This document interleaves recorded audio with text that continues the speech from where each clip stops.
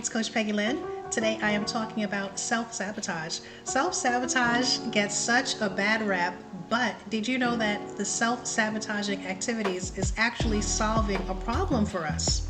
And I'm going to be giving a couple of examples of how self-sabotage actually is helping us to keep something at a status quo. The first example I'm going to give is related to our physical bodies, health, fitness. Body positivity, and in all that means in 2023, body positivity aside, most generally, people enjoy a shapely figure, a fit figure, something that is more so aligned with the standard of attractiveness, okay? When we are engaging in activities like falling off a diet plan, falling off an exercise plan, and we just see ourselves getting bigger and bigger when that's not what we actually want, just think of what problem it could be solving. In this instance, a problem that the excess girth, the excess weight could be solving is the problem of not wanting to have a spotlight on you, not wanting to be as attractive as you could possibly be, not being asked to do certain things because physically it's uncomfortable for you.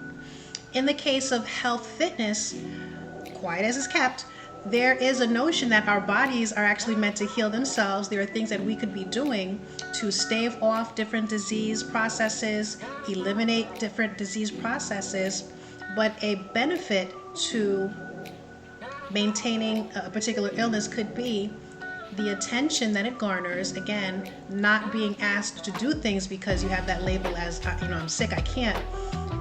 That's solving the problem. There are things that I don't want to do, there are things that I don't want to engage in, and having some type of abnormality with the body solves that problem. Number two, inside of relationships.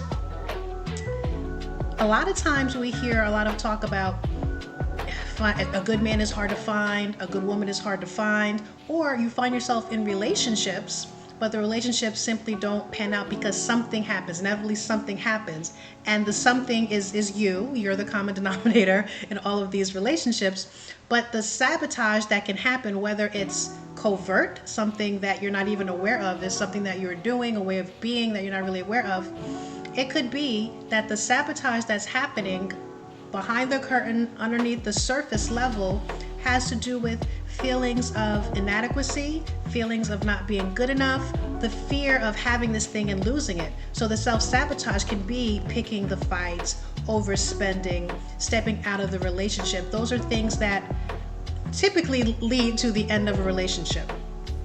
The third example I'm going to give is related to money and self-sabotage as it pertains to money.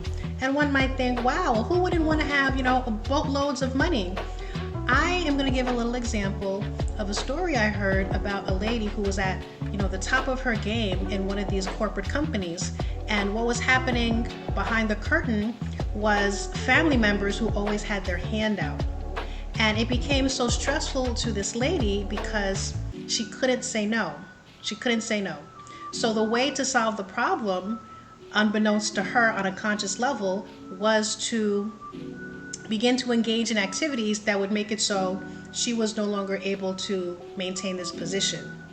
Not only that, she lost the job, she lost her standing in the community, she lost her standing in that family, and now she's couch surfing. So this is a person who's totally checked out. And I would say a thread there that I am able to follow is the strife, the discomfort, and probably the anger that the lady felt in always having to provide for these other adults in her family and not being able to say no. I should say her belief that she was unable to say no. So not having the money means no one can come around with their hand out anymore, or people, it's possible, but the money's simply not there anymore. So those are three examples of self-sabotage and how the self-sabotage actually is solving a deeper problem for us. Now it's just a matter of examining our behaviors in life to uncover what the actual problem is and begin to address it that way. Until next time, bye-bye.